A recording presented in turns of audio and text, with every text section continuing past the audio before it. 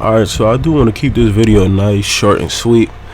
And basically, I want to describe to y'all what this bot does. This is an Instagram bot, and it works on your phone, more specifically Androids, and you do need a Windows computer.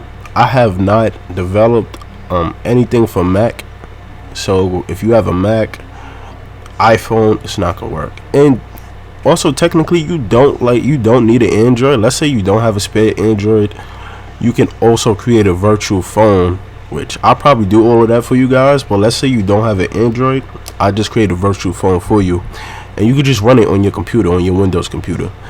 But basically, what this bot does, let's say you're a self promoter, you promote your music, your brand, your page on every new Instagram post. Like every time you get a notification, you tell people to check out your music or your page and stuff like that, right?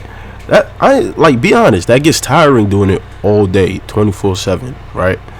So instead of you doing it, you can literally have this bot do it. So what this bot does, it looks for notifications. So as soon as a notification pops up, it clicks the notification.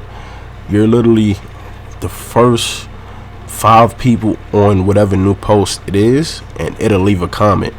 And that's literally how it works. And it can run 24 hours out the day.